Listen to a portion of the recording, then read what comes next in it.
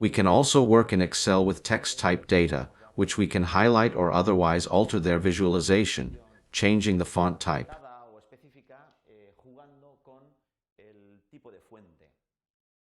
We have this in our Tools ribbon in this group called Font. So we can, for example, apply to all these text data the bold format. This is the same as if it were a word processor, etc. This serves to highlight certain characteristics or make our spreadsheet more readable. We can apply, for example, italics, slanted, cursive, or we can even underline if we have, for example, here, some titles from some columns. We could even underline each of the words.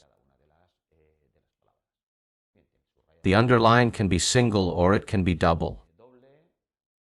For example, for the totals, we could use the double underline.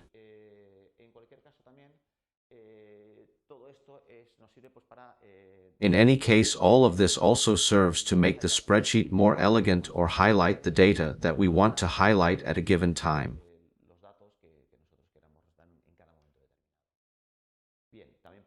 We can also play with the font size. For example, we can put some quick access buttons where we can increase the font size, which we have by default as Calibri 11.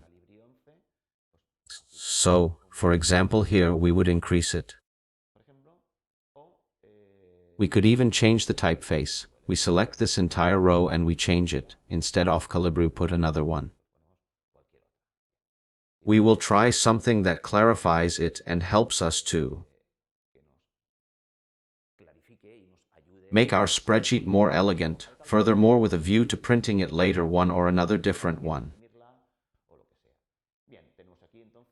Here we have a number of tools to modify the font type in which all the alphanumeric data are written, and of course the numerical data.